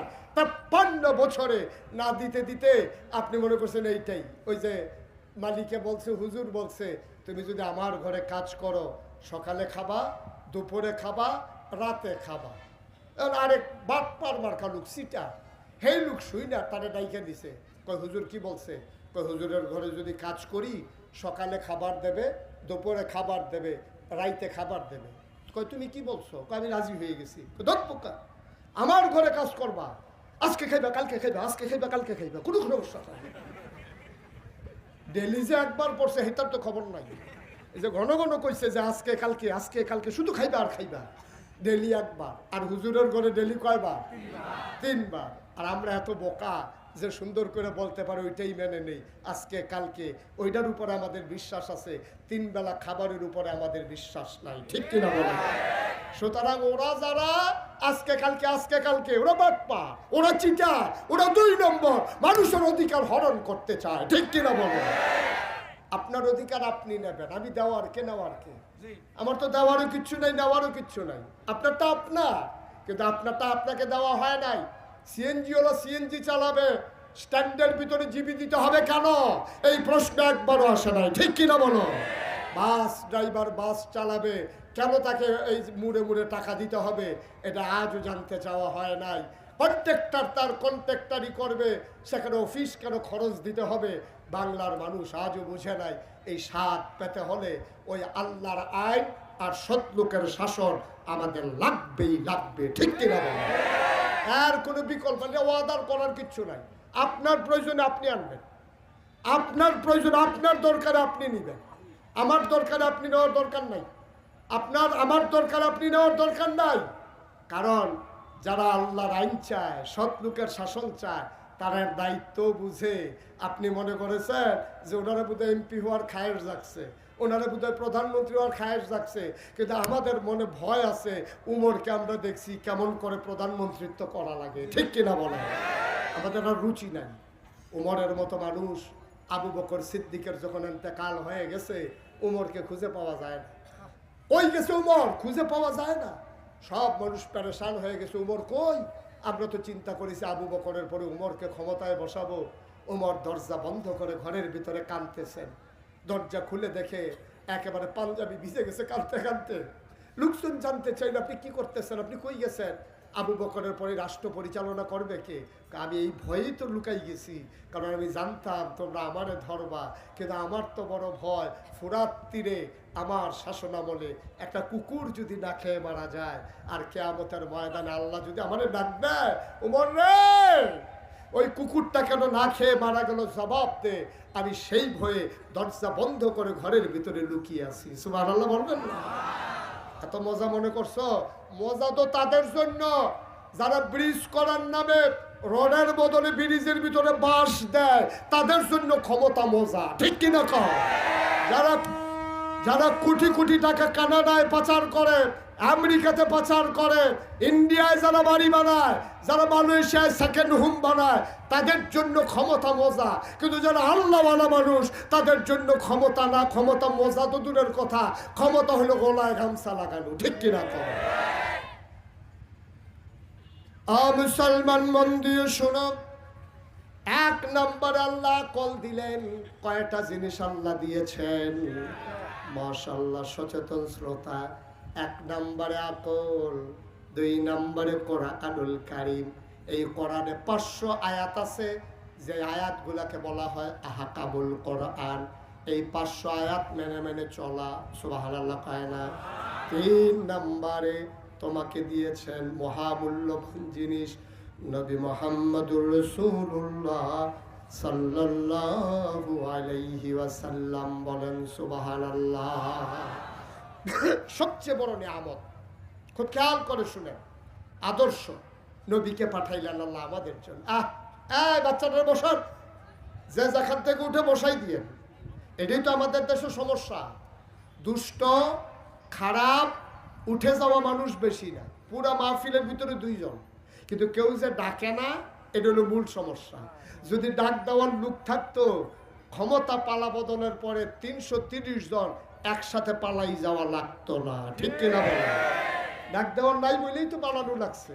ডাকও শুনে না, ডাক দেওয়ার লোকও নাই। ডাক দিবেন, থামাই দেবেন, তাইলে সমাজ সুন্দর হয়ে যাবে, ঠিক কিনা কম? নাইলে কোনো দেশে, পৃথিবীর ইতিহাসে আমি যতটুকু লেখাপড়া করেছি, পৃথিবীর ইতিহাসে সরকার বদল হয়েছে আর 330 জন মেম্বার অফ পার্লামেন্ট, আমলা কামলা, ডিসি, এসপি, পুরাটা একবারে দেশ থেকে উধাও, এমন পৃথিবীর কোনো ইতিহাস নাই, ঠিক কিনা বলে? শুধু বাংলাদেশে এটা। কারণ কি? কারণ হইল আমি এমন কাজ করছি, লোক চক্ষের সামনে যাইতে আমার ভয় লাগে, আমার ফিটা শুরু হয়ে যায় কিনা। আপনাকে তো আপনারা খেয়াল করছেন কিন্তু কিনা জানি না, একটা লোকও কিন্তু দাবি করে নাই দেশ ত্যাগ। সবাই বলছিল দফা 1 দাবি 1, বাকিটা কি? পদত্যাগ, পদত্যাগ। হ্যাঁ না, সবাই বলছিল দফা 1 দাবি 1, পদত্যাগ। একটা লোক, একটা ছাত্র, একটা রাজনৈতিক দল অথবা কোনো একটা পাগল, সেও বলে নাই দফা 1 দাবি 1, দেশ ত্যাগ, দেশ ত্যাগ। এই কথা কেউ কোনোদিন বলে নাই। কিন্তু আল্লাহর ফায়সালা এত কঠিন ফায়সালা। আল্লাহ কয় তোমরা যা বুঝো আমি কি কম বুঝি? আমি তো তোমাদের চেয়ে অনেক বেশি বুঝি। আমি জানি পদত্যাগে হবে না, দেশ ত্যাগ। এই খেলা কিন্তু কারো না, এই খেলা স্বয়ং কথা বলে না কার? কি মজার খেলা দেখছে। আমরা কেউ জানতাম না এই কারবার যে ঘটবে। আমরা তো মনে করছি হয়তো মাইটের দিয়া সাইডে দেবে, কিন্তু একবারে যে দেশ ত্যাগ করাই ফেলবে আল্লাহ, এটা আমরা বুঝিই নেই। কি খেলা আল্লাহর, দেখেন। সুবহানাল্লাহ বলবেন না? এটাই আল্লাহ। ওই যে আপনারা আল্লাহ খুঁজতেছেন না, এই উনি আল্লাহ। সুবহানাল্লাহ, সুবহানাল্লাহ, সুবহানাল্লাহ। বন্ধুরা আমার, ভাইরা আমার, সবচেয়ে মহানামত, যিনি আমাদের জন্য রহমত, যিনি ইমামুল মুরসালিন, যিনি খাতামুন নবিয়্যিন, যিনি রাহমাতুল লিল আলামিন, তিনি নবী মুহাম্মদুর রাসূলুল্লাহ সাল্লাল্লাহু আলাইহি ওয়াসাল্লাম। আল্লাহ আমাদেরকে কয়টা জিনিস না দিছে? ভুলে গেছেন? কয়টা? 1 নম্বরে, 2 নম্বরে, 3 নম্বরে নবী মুহাম্মদ রাসূলুল্লাহ। আমরা একটু গভীর মনোযোগ, এই নবীর ব্যাপারে আমরা একটু কথা শুনে আমরা শেষের দিকে চলে যাব ইনশাআল্লাহ। এই নবীজিকে আল্লাহ যখন পাঠাইলেন, সুবহানাল্লাহ বলবেন না? আর আমাদের তো জানতে মন চায়, আল্লাহ আপনি নবীরে কি হিসাবে পাঠাইলেন? আল্লাহ যেন আবার উল্টা জিজ্ঞেস করে, আমার ব্যাপারে তোমাদের ধারণা কি? আমরা বলে দিছি, আল্লাহ এটা কি নতুন কথা? 5 ওয়াক্ত নামাজে প্রতি রাকাতে আমরা না আপনার ব্যাপারে ধারণা বলে দিছি। আলহামদুলিল্লাহি রাব্বিল আলামিন, সমস্ত প্রশংসা শুধু আপনার জন্য। আবার আল্লাহ যেন ডাক দেয়, তাইলে আবার নবীর কথা শুনো, আমার ব্যাপারে এটা তোমাদের ক্লিয়ার ধারণা? আমরা বললাম জি আল্লাহ, আলহামদুলিল্লাহি রাব্বিল আলামিন। আল্লাহ কয়, বার নবী চিনে যাও, ওয়ামা আরসালনাকা ইল্লা রাহমাতান লিল আলামিন। সুবহানাল্লাহ বলবেন না? যদি তোমাদের ধারণা হয় আলহামদুলিল্লাহি রাব্বিল আলামিন, তাহলে নবীর ব্যাপারে ধারণা রাখো, ওয়ামা আরসালনাকা ইল্লা রাহমাতাল লিল আলামিন। যত জায়গায় আমার আল্লাহ রব, তত জায়গায় আমার নবী রহমত। ঠিক কিনা? একটা জায়গা পাবেন না যে এই জায়গায় আল্লাহ রব অথচ নবী রহমত না, একটা জায়গাও পাবেন না। আমি বললাম যে আল্লাহ আমার নবীকে আসলেও রহমত? কারো কথা আছে তো? তা আমি বললাম কি কথা আছে? আল্লাহ কয়, ফাবিমা রাহমাতিন মিনাল্লাহ, فبما رحمة من الله لنت لهم ولو كنت فظا غليظ القلب لانفضوا من حولك فاعف عنهم واستغفر لهم وشاورهم في الأمر فإذا عزمت فتوكل على الله إن الله يحب المتوكلين. ও টাঙ্গাইলের মানুষ মন দিয়ে শোনো, আল্লাহ কয় আল্লাহর রহমতে নবীর মনটাকে আল্লাহ নরম করে বানাইছে। নবীর মনটা যদি নরম না হইতো, ওয়ালাউ কুনতা ফাজ্জান গালিজাল কালব, নবী গো আপনার মনটা যদি শক্ত হইতো, লানফাদ্দু মিন হাওলিক, আপনি দেখতেন চতুর্পার্শ্বে মৌমাছির মতো যারা গুনগুন করে, আপনার প্রশংসা করে, আপনারে মানতে চায়, আপনার জন্য জীবন দিতে চায়, লানফাদ্দু মিন হাওলিক, আপনি দেখতেন আপনার চতুর্পার্শ্বের মানুষগুলো দূরে সরে গেছে, আপনার মনটা নরম বলে। আবু বকর সিদ্দিককে শুধু বলেছিলেন, আবু বকর তৈরি থেকো, যে কোনো দিন হয়তো মক্কা ছেড়ে চলে যাওয়া লাগবে। ওই দিনের পর থেকে আবু বকর সিদ্দিক পিঠ আর বিছানায় লাগায় না, ঠিক কিনা? শুধু বলছিল তৈরি থাকো। আবু বকরের স্ত্রী বারবার বলেছে, স্বামী আমার এইভাবে মানুষ ঘুমায়, আপনি বিছানায় আসেন। আবু বকর সিদ্দিক বলেন, সমস্যা কি? আপনার তো কষ্ট হচ্ছে। আবু বকর সিদ্দিক বলেন, এই আবু বকরের কষ্ট কোনো সমস্যা না, কিন্তু নবীজি দরজায় এসে 2 বার ডাকবে, এটা সাংঘাতিক সমস্যা, ঠিক কিনা বলেন? চলে গেলেন তিনি মক্কা ছেড়ে, যাওয়ার কথা মদিনার দিকে, তিনি গেলেন উল্টা দিকে। আবার যখন ফর্সা হয়ে গেল পূর্ব আকাশ, সূর্য উঠবে প্রায়, আবু বকর কই, ইয়া রাসূলুল্লাহ আমরা তো ধরা পড়ে যাব, দিনের আলো প্রকাশ পেয়ে গেছে। আল্লাহ নবী বললেন, চলো কোনো একটা গুহায় ঢুকে যাই। পাহাড়ি গুহা পাওয়া গেল, সাউর গুহা। নবী ঢুকতে চাইলেন, আবু বকর বললেন না, আপনি যাবেন না। কয় কেন ঢুকবো না? কয় পাহাড়ি বিচ্ছু থাকতে পারে, সাপ থাকতে পারে, আপনাকে কামড়ে দিতে পারে, আপনি বাইরে দাঁড়ান, আমি দেখে আসি গুহাটা নিরাপদ কিনা। আল্লাহর নবী চোখের পানি ছেড়ে দিলেন, ডাক দেখো আবু বকর, আমি আগে গেলে আমাকে কামড়াবে, তোমারে কামড়াবে না। আবু বকর কান্দার কয়, নবী গো, 100 আবু বকর মরে গেলে ইসলামের কিচ্ছু হবে না, কিন্তু আপনি নবী না থাকলে দুনিয়ায় আর ইসলাম থাকবে না। আপনি না থাকলে ইসলাম থাকবে না। আমি আবু বকর মরে গেলে ইসলামের কিচ্ছু হবে না। এজন্য আল্লাহ বলছেন, যদি আপনার ওয়ালাউ কুনতা ফাজ্জান গালিজাল কলব, আপনার মনটা যদি শক্ত হইতো, আমার দেশের যারা রাজনীতিবিদ, আমার দেশের যারা দায়িত্বশীল, এই আয়াতটা তাদের জন্য, কর্মীর জন্য মন হতে হবে নরম, একেবারে কলিজা কাইটা খাওয়াইতে হবে। তাইলে কি হবে? আর নাইলে আপনি দেখবেন মন যদি শক্ত হয়ে যায়, কর্কশ ভাষী হন, আপনার আচরণে যদি মানুষ কষ্ট পায়, লানফাদ্দু মিন হাওলিক, আপনার চতুর্পার্শ্বে যারা আছে আপনি তাদের কাউকে খুঁজে পাবেন না, ঠিক কিনা? নেতার বৈশিষ্ট্য, অনন্য বৈশিষ্ট্য হচ্ছে মন হবে নরম, ফাফানহুম, আপনি মাফ করে দেবেন, ওয়াস্তাগফির লাহুম, আপনি আল্লাহর কাছে মাফ চাইবেন, ওয়াশাওিরহুম ফিল আমর, যে কোনো ব্যাপারে আপনি আপনার অধীনস্থদের সাথে পরামর্শ করবেন। এটা হচ্ছে 4টা গুণ নেতার ভিতরে থাকতেই হবে।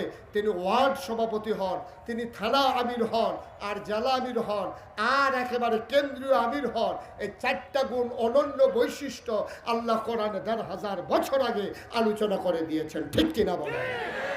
এই 4টা না থাকলে সব শেষ, সব শেষ। আবার দেখেন নবীর মনটা যে নরম, এই ব্যাপারে আপনাদের ধারণা আছে তো নাকি? এবার একটু চিকন কথা, খুব খেয়াল করে শুনতে হবে, সূক্ষ্ম কথা। নবীজি যে বছর জন্মগ্রহণ করলেন, এই বছর তৎকালীন জামানায় মক্কার সম্ভ্রান্ত বংশাবলী মানুষ যারা, ওরা কিন্তু নিজের বুকের দুধ বাচ্চাদেরকে খাওয়াইতো না। তো বাচ্চা খাবে কি? তায়েফ একটা শহর ছিল, কিয়াফ, কথা কয় কিয়াফ, তায়েফ থেকে একদল মহিলা আসতো, আইসা নবীর এই বাচ্চাগুলো নিয়ে যাইতো, দুধ খাওয়াইয়া টাকার বিনিময়ে আবার আইনা দিয়া যাইতো। তো যেই বছর নবী জন্মগ্রহণ করেছে, এই বছর তায়েফ থেকে একদল মহিলা রওনা করেছে। মনে করেন রওনা করছে গাজীপুর চৌরাস্তা থেকে, আসবে টাঙ্গাইল ভুইয়াপুর। কই আসবে? রওনা করছে কোত্থেকে? গাজ। আর সবাই কথা কয় না, কোত্থেকে রওনা করছে? আসবে কই? টাঙ্গাইল ভুইয়াপুর। একদল মহিলা তায়েফ থেকে রওনা করছে, আসবে মক্কা। এখন এই গাজীপুর থেকে রওনা করে চন্দ্রা চৌরাস্তার কাছে আসার আগে এক মহিলা চিৎকার করতে বলতেছে, নাই। কয় কি নাই? কয় আমার সাথেই ছিল। আরে কি ছিল? কয় যে ছিল সে নাই। কয় কি নাম? কয় হালিমা। সুবহানাল্লাহ বলবেন না? সবাই আছে, একজন নাই, কি নাম? হালিমা। তো সবাই বলতেছে, আমরা কি অপেক্ষা করব নাকি ভুইয়াপুর চলে যাব? কয় বংশাবলী মানুষের বাচ্চা সন্ধ্যা হয়ে গেলে আবার দেয় না, না দেয়, চলো আমরা তাড়াতাড়ি চলে যাই। হালিমার উটটা তো দুর্বল, আবার সেই উটের উপর উঠছে 3 জন, হালিমা, হালিমার স্বামী, হালিমার ছেলে আব্দুল্লাহ। এই 3 জন কিনে উঠবো তো শুয়ে গেছে, আমরা চলো চলে যাই। সবাই চলে আসছে। আইসা ভুইয়াপুর, কার বাড়িতে বিল্ডিং আছে, কার আব্বা জাপান থাকে, কার আব্বা আমেরিকা থাকে, কানাডা থাকে, কাদের বড় বড় বিল্ডিং ব্যবসা, ওই সব বাচ্চাগুলা সবাই টাকার বিনিময়ে নিয়ে রওনা করছে। রওনা করে গেছে মির্জাপুর। কই গেছে? মির্জাপুর। আরে কথা কয় না, দেখি মির্জাপুর কুমিল্লা নাকি আপনাদের টাঙ্গাইলে? তো এটা বলতে সমস্যা কি? কই গেছে? মির্জাপুর যাওয়ার পরে সবাই বাচ্চা নিয়ে যাইতেছে, আর হালিমা আসতেছে। কথা কয় না, সবাই হালিমা ক্রস করছে মির্জাপুর। হালিমা দেখে সবার কোলে বাচ্চা, ওয়া ওয়া ওয়া, কান্দে না কান্দে না, সান্ত্বনা দিতে আছে। হালিমা কয় যে, কে সবাই কি বাচ্চা নিয়ে এসে পড়ছো? কয় তো তোমার জন্য বসে থাকবো? তুমি তো চন্দ্রার আগেই পিছিয়ে পড়ে গেছো, তো তোমার জন্য আমরা কি বসে থাকবো, আটকেই থাকবো নাকি? বাচ্চা নিয়ে আসছি। আর বাচ্চা নাই ভুইয়াপুরে? হ্যাঁ, একটা বাচ্চা আছে, তার বাপ নাই। সুবহানাল্লাহ বলবেন না? ইয়াতিম একটা বাচ্চা আছে, তার আব্বা নাই। হালিমার স্বামী বলতেছে যে দরকার, চলো যাই, পছন্দ হইলে আনবো, নাইলে নাই। হালিমা ছিল হিসাবী মহিলা। হালিমা বলতেছে, এই যেই বাপের বাচ্চা না, যেই বাচ্চার বাপ নাই, তো সে টাকা দিবে কোত্থেকে? তার মা এতিম বাচ্চার জন্য টাকা দিতে পারবে? চলে না, আবার আর বাচ্চা লাগবে না, আমরা চলে যাই। হালিমার স্বামী বুঝাইয়া শোনাইয়া নিয়ে আসছে ভুইয়াপুর। ভুইয়াপুর মসজিদের কাছে আইসা কাবা ঘরের কাছে গিয়া হালিমার স্বামী দাঁড়াইছে। কাবা ঘরের পার্শ্বে হুজুর দেখছে, জিজ্ঞেস করছে ঘর কোনটা? তখন আঙ্গুল দিয়া দেখাই দিছে। মনে করেন ভুইয়া পুরাইসা মসজিদের সামনে দেখে এক হুজুর দাঁড়াই রয়েছে। তো হালিমা জিজ্ঞেস করতেছে, হুজুর এখানে যে একটা এতিম বাচ্চা আছে নাম মোহাম্মদ, ঘরটা কোনটা, আপনি কি চিনেন? চিনি মানি এই মসজিদে ইমামতি 15 বছর, দাওয়াত খাইতে খাইতে তামা তামা করে লাইছি সব। চিনি না বলতে কোনো ঘর আছে নাকি? কি করা লাগবে কর। মোহাম্মদ যে তার আব্বার নাম তো আব্দুল্লাহ, সুবহানাল্লাহ বলবেন না? আমাদের ভাই হইতো, ভালো মানুষ ছিল, সে তো নাই, তো এই ঘর খুঁজেন কেন? মোহাম্মদের সন্ধানে আসছি। ওই যে ঘর, কাবার কেনারে যে ঘর, ওই ঘর মোহাম্মদের ঘর।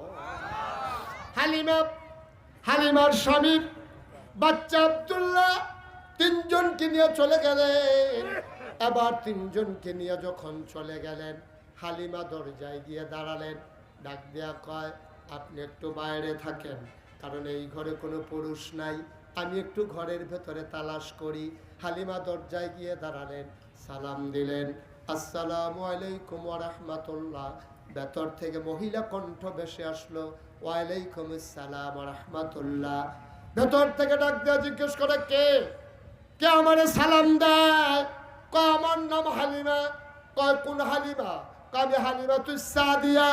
কয় চিনলাম না। কয় আমি তায়েফ থেকে এসেছি। কয় কি চাই তোমার? কয় শুনলাম আপনার ঘরে নাকি একটা বাচ্চা আছে, আপনি কি আমেনা না? আমেনা ডাক দেয়া কয়, হালিমা গো, ও হালিমা, সকাল থেকে কত মহিলারা আসলো, কত বাচ্চা নিয়ে আমার ঘরের দরজা দিয়া গেল, ওটার পায়ের শব্দ শুনলাম, বাচ্চার কান্না শুনলাম, কেউ তো আমার খবরও নিল না। আমার এতিম বাচ্চা বলে, তোমার বুঝি মায়া লাগছে, তুমি বুঝি বাচ্চা নিতে চাও? আহলান সাহালান মারহাবা, মোস্ট ওয়েলকাম, আমার ঘরে তোমারে স্বাগতম। আবার হালিমা দরজা ধাক্কা দিয়ে ভেতরে ঢুকলেন। হালিমা কয়, আমি গিয়ে দেখি বিছানার উপরে মা আমেনা বসে আছে আসন পেতে, কুলের ভিতরে ছোট্ট শিশু ঘুমায়, এইরকম একটা সাদা রুমাল দিয়ে বাচ্চার মুখটা এমন করে ঢাকা। আমি গিয়ে বললাম, আমেনা, বাচ্চা নেবে এমন কোনো কথা নাই, তবে পছন্দ হইলে নেবে, একটু দেখতে চাই। হালিমা আমেনা কয়, দেখে নাও নয়ন ভরে। হালিমা কয়, দেখবো কেমনে, ঢেকে রাখলে। টান দিয়ে মুখের পর্দা সরাই দিলেন। হালিমা চিৎকার করে কয়, পৃথিবীর মানুষ সাক্ষী থাকো, খোদার কসম, জীবনে আমি অনেক বাচ্চা দেখেছি, রুমাল পরে সরানোর পরে আমি যা দেখলাম, কোন মানুষ এত সুন্দর হতে পারে আমার জানা ছিল না।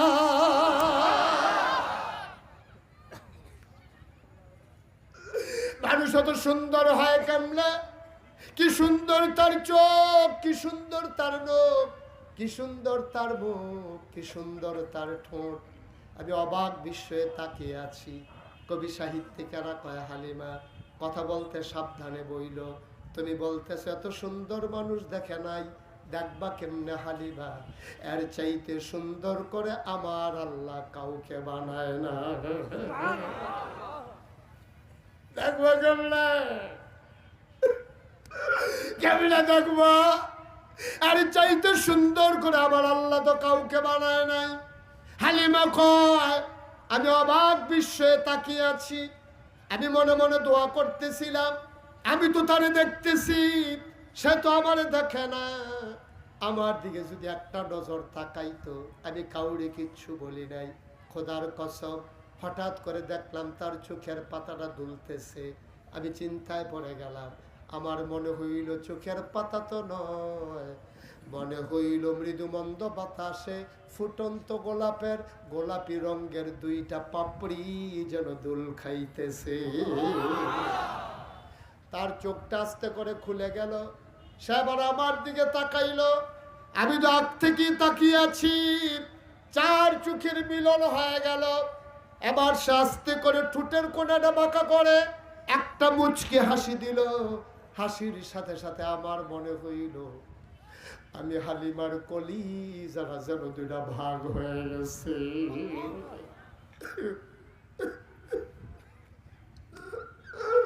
আমি দৌড়তে ঘরের বাইরে গেলাম। আমি আমার স্বামীকে বললাম, স্বামী, টাকা পয়সার কোনো হিসাব নাই, এই বাচ্চা ফলে আমি যাইতে পারবো না। পারলে টাকা দেবে না, বললে নাই এই বাচ্চা ফালাই আমি যাইতে পারবো না। হালিমার স্বামী কয় পছন্দ হইলে নিয়ে নাও।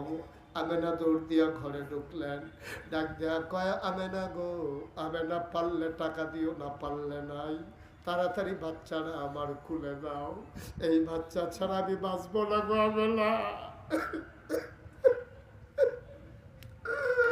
আমি বাঁচবো না, তাড়াতাড়ি দাও। আমেনা কয় বাচ্চা দেওয়ার আগে কথা আছে, এই বাচ্চা সাধারণ বাচ্চা না, এটা কিন্তু আজব বাচ্চা। 10 মাস 10 দিন আমার পেটে ছিল। বাচ্চা পেটে আসলে মায়েরা খাইতে পারে না, বমি বমি ভাব হয়। বাচ্চা পেটে আসলে মায়েদের মাথা ঘুরায়। খোদার কসম, মোহাম্মদ 10 মাস 10 দিন পেটে ছিল, আমি টেরে পাই নাই আমার পেটে যে বাচ্চা আছে।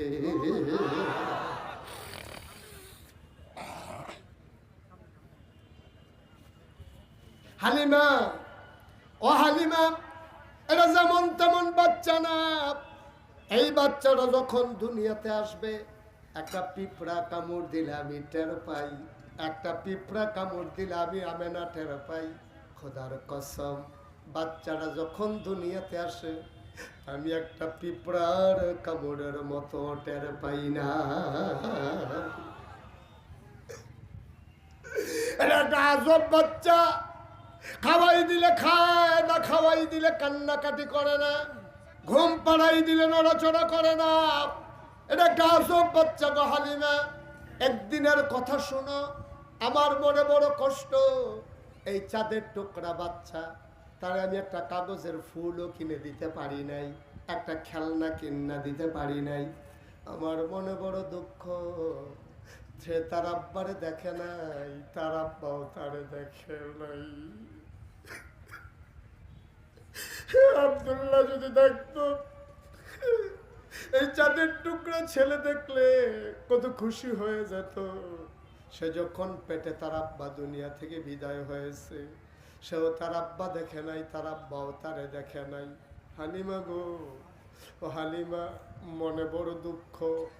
আমি তার জন্য কিচ্ছু করতে পারি নাই, আমি একা মহিলা মানুষ, আমি কিচ্ছু করতে পারলাম না। ও হালিমা, মন দিয়ে শুনো, আমি একদিন গোসলখানায় ঢুকেছি, হাম্মামে ঢুকেছি গোসল করার জন্য। ওয়াশরুমে যখন ঢুকলাম, আমি তারে ঘুম পাড়াইয়া আমি হাম্মামে ঢুকেছি গোসল করার জন্যে। আবার গায়ের ভিতরে পানি ঢেলে নিয়েছি। সে তো ঘুমাইলে কখনো নড়ে না। আজকে আমি হঠাৎ করে কান পেতে শুনলাম ঘরের ভেতরে কিসের যেন আওয়াজ শোনা যায়। আমি জানালা খুলে উকি মেরে দেখি আমার মোহাম্মদ হাত পা নাড়তেছে, খিলখিল করে হাসতেছে, আর উপরের দিকে হাত বাড়ায়, কি যেন সে ধরতে চায়। হঠাৎ করে তাকায়া দেখলাম আমি তারে খেলনা কিনা দিতে পারি নাই, আবার মাওলা তারে খেলনার বাকি রাখে নাই। আকাশের চাঁদ আর আকাশের তারাগুলা খেলনা বানাইয়া আমার মোহাম্মদের হাতের নাগালে পাঠাই দিছে। সে গিল করে হাসে, আর ওই চাঁদ আর তারা ধরতে চায়। ও হালিমা, এই বাচ্চা বড় আজব বাচ্চা। হালিমা কয় আমার কাছে আমানত, বিসমিল্লাহ বলে দিয়ে দেন। এবার আমেনা কানতে কানতে বাচ্চা হালিমার কোলে উঠাই দিলেন। হালিমা কয় পৃথিবীর মানুষ শোনো, আমার গাটা ছিল শুকনা, আমার বুকে কোনো দুধ ছিল না, বুকের ভিতরে দুধ ছিল না। আমার ছেলে মোহাম্মদ ওই গাজীপুর চৌরাস্তা থেকে ভুইয়াপুর পর্যন্ত আসতে, তায়েফ থেকে মক্কায় আসতে বারবার বুকের ভিতরে চুষণ মেরেছে, একটা ফোঁটা দুধ পায় নাই। আমার বাচ্চারা একটা ফোঁটা দুধ পায় নাই। খোদার কসম, যেই মাত্র আমি মোহাম্মদকে বিসমিল্লাহ বলে কোলে নিলাম, আমি টের পাইলাম আমার শুকনা দুইটা বুক সাথে সাথে দুধে ভরপুর হয়ে গেছে। আমি লাফ দিয়া ঘরের বাইরে গেলাম, আমার স্বামীকে বললাম আর 1 সেকেন্ড দেরি না, তাড়াতাড়ি করেন, চলেন চলে যাই। উটের পিঠে আমরা উঠলাম। ওমা আশ্চর্য, উট এখন আর হাঁটে না। আমি চিন্তায় পড়ে গেলাম, উট এমন করে কেন? আমি শক্ত করে ধরে বসলাম। আমরা খেয়াল করে দেখি যে উট নিয়ে পিছনে পড়ে গেছিলাম, উট আর এখন হাঁটে না, উট এখন ঘোড়ার মতো দৌড়া। তাদের সাথে দেখা হয়েছিল কোথায়? মির্জাপুরে। মির্জাপুর যাওয়ার পরে ওরা সামান্য একটু আগাইছে, ওরা পেছন ফিরে তাকাইয়া দেখে হালিমার উট ঘোড়ার মতো দৌড়াইয়া ওদেরকে পেছনে ফেলাই আগাই যায়। আগের যারা রওনা করেছে তারা ডাক দেয়া কয়, বান্ধবী ও সই, তুমি কি ভুইয়াপুর গিয়া উট বদলাইছো নাকি? উট কি আগেরটা না? কয় উট তো আগেরটাই। কয় মিথ্যা বইল না, নিশ্চয়ই তুমি উট বদলাইছো। হালিমা ডাক দেয়া কয়, কে আমার উট দেবে? উট তো আমার আগেরটাই, এইটাই তো উট। কয় না না না, যেই ওট পেছনে পড়ে গেল ওই চন্দ্রায়। আর এখন তুমি, আমরা মির্জাপুর পার হইয়া সামান্য আগাইলাম না, কোন সময় তুমি ভুইয়া পড়ে গেলা, কোন সময় বাচ্চা আনলা, আমাদেরকে পেছনে তুমি ফেলে আগাই যাও। হালিমা কয়, আমি জানি না উঠ কেন এমনি দৌড়ায়। কয় কে জানে? কয় আমার স্বামীও জানে না। কয় জানে কে? কয় আমার ছেলে আব্দুল্লাহও জানে না। কয় তাইলে জানে কে? হালিমা চোখের পানি ছেড়ে দিয়ে কয়, আমার মনে হয় জানে মক্কার শিশু মুহাম্মদ। ও টাঙ্গাইলের মুসলমান, ভুইয়াপুরের মুসলমান, মুশতাক ফৈজি যদি কোনোদিন আর না আসে, কোনোদিন যদি তোমাদেরকে না ডাকে, মনে রাখবা আমি এসেছিলাম, মনে রাখবা কথা কয়টা বলে গেলাম। ভাই, শুধু নামাজের নাম ইসলাম না, শুধু রোজার নাম ইসলাম না, শুধু দাড়ি রাখার নাম ইসলাম না, শুধু টুপি মাথায় দেওয়ার ইসলাম না। টুপিও ইসলামের একটা অংশ, দাড়িও ইসলামের একটা অংশ, নামাজ একটা ফরজ বিধান, রোজা রাখা একটা ফরজ বিধান। তোমার বিবেককে তুমি জিজ্ঞেস করো, তোমার ভোট পাইয়া কোনো মানুষ যদি রাস্তার গম চুরি করে, তুমি গোনা এই গমের ভাগ পাও আর না পাও, গোনার ভাগ তোমারে পাওয়া লাগবে, ঠিক কিনা? আপনি যারা সমর্থন করে এমপি বানাইছেন, ওই এমপি সাহেব রাস্তার গম চুরি করছে, ওই এমপি সাহেব ব্রিজের ভিতরে রডের বদলি বাঁশ দিছে।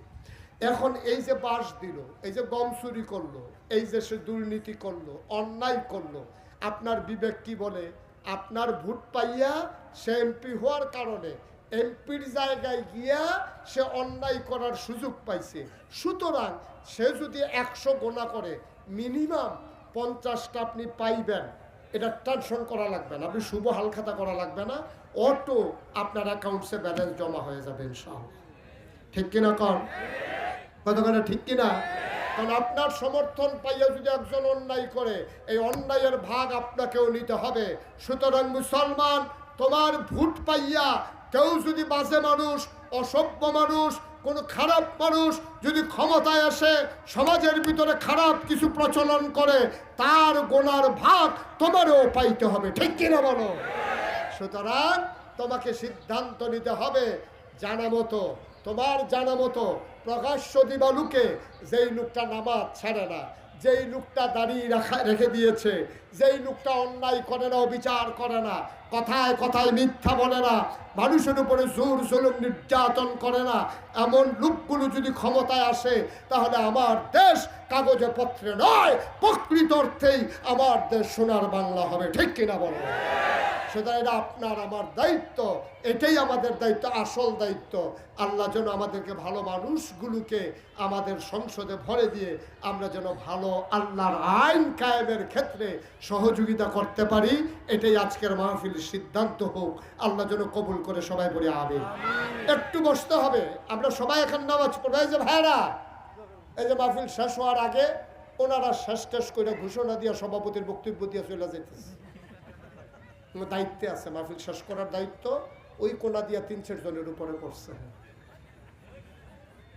মাহফিল শেষ হবে না, হাজার জনতা নামাজ পড়বে না, আপনি কেন আগে উঠে যাবেন? সবাই কনা আমিন, জোরে কনা আমিন। তা আমরা সবাই মিলে ইনশাল্লাহ দোয়া করব। দোয়ার আগে আবার একটা কথা আছে। এই যে আপনারা দেখেছেন মুশতাক ফৈজি পীর সাহেব, আমি তো পীর সাহেব হতে চাই নাই, আমার পীর সাহেব হওয়ার কোনো শখও ছিল না। আমার দাদা ছিলেন ফুরফুরে সিলসিলার বড় পীর। আমার আব্বা ইন্তেকাল করেছেন আগে। আব্বা ইন্তেকাল করার কারণে দাদা মনে মনে ঠিক করে রেখেছে আমাকেই পীর সাহেব বানাবেন। আমার 3 জন চাচা ছিল, আমার বড় ভাই ছিল। দাদা যখন আমাকে বলছে তুমি পীর সাহেব বাবা, আমি বললাম মাপ চাই, আমার এই ফিরালির দরকার নাই, পীর সাহেব দেখতে দেখতে আমি অতিষ্ঠ। কই কি হয়েছে? আমি তো সারা বাংলাদেশে দেখি, আমি মনে করছি ঘরের ভিতরে 5-6 জন বৈশা রয়েছে, পরে দেখি যে একজন এমন মোটা। এটা কি একজন না 5-6 জন বুঝারই কোনো উপায় নাই, ঠিক কিনা কন? এটা না বলো বাংলাদেশের পীর সাহেব। বাংলাদেশের পীর সাহেব হলো রিক্সাওয়ালা টাকা দেবে, সেই টাকা বৈশা বৈশা খাবে। ভিক্ষা করা মহিলা টাকা দেবে, খেটে খাওয়া মানুষ টাকা দেবে। তার ঘরের চুলায় আগুন জ্বলে কিনা পীর সাহেবের খবর নাই। ওই সেই লোক আইনা টাকা দেয় আর পীর সাহেব বৈশা বৈশা খায়। পীর সাহেব হইলে অটো চালানো যাবে না, এটা কে বলছে? পীর সাহেব হইলে সিএনজি চালানো যাবে না, এটা কি বলছে? বাংলাদেশের অধিকাংশ পীর সাহেব তাদের কোনো চাকরি নাই, তাদের কোনো ব্যবসা নাই, তাদের কোনো কৃষি কাজ নাই।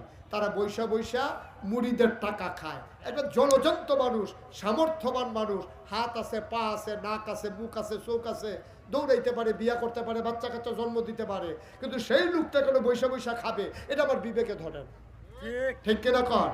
আমার দেশের পীর সাহেবগুলা অটো এইটা শিখছে। এইটা মুড়িদ দেখলে হাত এমনি বাড়াই দেয়, 2 জনে ধৈর্য হাতটা এমনি ঘুরাই দিছিল, আবার এমনি ঘুরে থাকা। এটার নাম হলো পীর সাহেব। এগুলো আমি দেখতে দেখতে অতিষ্ঠ হয়ে যাই, বলা আমি পীর সাহেব হতে চাই না। আমার দাদা বললেন তোমাকে আমি এমন পীর বানাতেও চাই না, তুমি এমন পীর হবা জাতির বিনির্মাণের জন্য ভূমিকা রাখতে পারো। আমি চেষ্টা করেছি যে কোনো ক্রাইসিস পিরিয়ড ওভারকাম করার জন্যে আমরা বলিষ্ঠতার সাথে ভূমিকা রেখেছি। যে 5ই আগস্ট সরকারের বদল হলো, আমাদের দায়িত্বে কুমিল্লা শহরে যতগুলো মন্দির ছিল আমরা আলেম ওলামারা মিটিং করে ছাত্র দিয়ে প্রতিটা মন্দির পাহারা দেওয়াইছি। সুবহানাল্লাহ বলবেন না? আমরা করেছি। এই বন্যার সময় আমরা মানুষের পাশে দাঁড়িয়েছি, করোনার সময় আমরা মানুষের ঘরে ঘরে পৌঁছে গিয়েছি সাহায্য নিয়ে। আমরা সেই রকম পীর হতে চাই না যেই রকম পীর বসে বসে খায়, ভিক্ষা করা মানুষ টাকা দেবে খায়, রিক্সাওয়ালার টাকা খায়। এইরকম পীর বাংলাদেশে দরকার নাই, ঠিক কিনা বলেন? আমার দাদা যখন জমিন দিয়ে বললাম যে আমাকে জমিন দেওয়া লাগবে, জমিন দিয়ে কি করবা? আমি বললাম কাজ আছে। উনি আমাকে মাত্র 9 শতক জমিন দিলেন। আমি পীর সাহেব হওয়ার পরে জমিন কিনা শুরু করলাম। আমার দরবার কমপ্লেক্স আজকে 18 একর, মানে 1800 শতক। মারহাবা বলবেন না? আমার এখানে 10টা প্রতিষ্ঠান, একটা খানকা আছে জিকির আজকারের জন্য, একটা মাদ্রাসা, নুরানি মাদ্রাসা, হিফজখানা, ধাতব্য চিকিৎসালয়, গণপাঠাগার, গবেষণাগার, ছাত্রাবাস, ইয়াতিমখানা, মসজিদ। আমার মসজিদ বাংলাদেশের ভিতরে ব্যতিক্রমী একটা মসজিদের কাজ আমি শুরু করেছি। সোশ্যাল মিডিয়ার সুবাদে আপনারা শুনেছেন। আমার মসজিদ হবে 3 তালা। আমার মসজিদ হবে 3 তালা। আস্তে আস্তে থাক, ভয় পাবে তো উনি, ভয় পেয়েছে? ঠিক আছে। আমার মসজিদ হলো 3 তালা। কয় তালা? নিচতলা হাসপাতাল। বাংলাদেশে কোনো মসজিদ এই পরিকল্পনায় করে নাই। নিচতলায় 19,000 স্কোয়ার ফিট হাসপাতাল, সম্পূর্ণ ফ্রি চিকিৎসা। দোতলা 3 তালায় মসজিদ, সিঁড়ি উঠে গেছে নিচতলা থেকে ডাইরেক্ট দোতলা, 125 ফুট চওড়ায়। আমার এখানে 19,000 স্কোয়ার ফিট মসজিদের নিচতলায় হাসপাতাল, দোতলায় 3 তালায় মসজিদ। বাংলাদেশে কোনোদিন এই মুশতাক ফয়েজি কারো কাছে হাত পাতে নাই, কিন্তু আমার এই মসজিদের বাজেট হচ্ছে 30 কোটি টাকা। 30 কোটি টাকায় নির্মিত হবে এই মসজিদ। আল্লাহর খাস মেহরবানি একতলা হয়ে গেছে, এই দোতলার কাজ চলতেছে। আমি মুশতাক ফয়েজি, আমি এত ধনী মানুষ না, গরিব মানুষ। আমি নিয়ত করেছি এই মসজিদ করতে গিয়া আমার 1 বছরের মাহফিলের হাদিয়া আমি যা পাই সবটা আমি মসজিদে দিয়ে দেবো ইনশাআল্লাহ। আল্লাহর খাস মেহরবানি 25 লক্ষ টাকা, আমার মতো মানুষ, গরিব মানুষ, 25 লক্ষ টাকা দিয়া তারপরে মসজিদের কাজ শুরু করেছি। আজকে পর্যন্ত খরচ হয়ে গেছে 4 কোটি 12 লক্ষ সামথিং, প্রায় 13 লক্ষ টাকা। 4 কোটি 13 লক্ষ। আমি কখনো বাংলাদেশের কারো কাছে হাত পাতি নাই, কিন্তু আমার এই মসজিদের জন্য আমি একজন রিক্সাওয়ালা পাইলেও তার সাথে কথা বলি। এখন দোয়া হবে, সবাই মিলে আমরা দোয়া করব। তার আগে কেউ যদি মনে করেন যে হুজুর আপনার এই মসজিদে আপনি 25 কোটি টাকা দিয়ে শরীক হয়েছেন, আমরাও আপনার এই মসজিদে গর্বিত সদস্য হতে চাই। আল্লাহ নবী বলেছেন, মান বানা লিল্লাহি মাসজিদান বানাল্লাহু লাহু বাইতান ফিল জান্নাহ। যে দুনিয়ায় মসজিদ বানাবে আল্লাহ জান্নাতে তার জন্য ঘর বানাবেন। সুবহানাল্লাহ বলবেন না? আমরা সবাই মিলে, আমার একটা বিনীত অনুরোধ, আপনি জান্নাতে ঘর বানিয়ে নেন। যদি ঘর জান্নাতে হয়, আপনার ঠিকানাও জান্নাতে হবে। আমরা সবাই মিলে প্রয়োজনে 2 টাকা দেব, তারপরও আমি মসজিদের একজন গর্বিত সদস্য হতে চাই। এই মসজিদ হবে কমপ্লেক্স, এই মসজিদের ভেতরে সেমিনার করা যাবে, যে কোনো ক্রাইসিস পিরিয়ড ওভারকাম করার জন্যে দ্বীনি আন্দোলনের পথে এই মসজিদ যেন কাজে লাগানো যায়, সেই পরিকল্পনায় এই মসজিদ নির্মিত হচ্ছে। সবাই মিলে আমরা একীভূত হয়ে শরিক হব, আর এর ফাঁকে আমরা সবাই মিলে তওবা করে আমাদের নিজেদের জীবনে গুনাহ মাফ করিয়ে তারপর আমরা দোয়া করে তারপরে নামাজে যাব, ওঠার দরকার নেই। সবাই যে যা পারেন, যদি মনে করেন যে আপনি 1000 টাকা দিয়ে শরীতে, মোস্ট ওয়েলকাম, আহলেন সাহলেন মারহাবা, আল্লাহ আপনাকে ঢেলে দেবে, আপনি নিয়ে কুলাইতে পারবেন না। আল্লাহর ঘর মসজিদে দেবেন। আমি মসজিদের ছাদে উঠে উঠে মাঝে মাঝে কাঁদি, আহা আমি যদি মরে যাই এই মসজিদটা কে করবে শেষ? আমার ছেলেকে তো বাংলাদেশের মানুষ আমাকে যেভাবে চিনে ওইভাবে চিনে না। সবাই মিলে আমরা মসজিদের জন্য একটু একটু হাত বাড়িয়ে দেই। 100 টাকা, 10 টাকা, 20 টাকা, আপনি গরিব হবেন না, আল্লাহ বরকত দেবে ইনশাআল্লাহ। আছেন সবাই মিলে একটু, আমার যারা ভলান্টিয়াররা আছেন, যারা জি মাশাআল্লাহ, ওকে থ্যাংক ইউ। এইভাবে কেউ যদি পারেন, ওনার কাছে আরো কয়েকজন একটু উঠেন, যে যা পারেন সবাই মিলে একটু শরীক থাকেন। একটা লুকো খালি যাওয়ার দরকার না।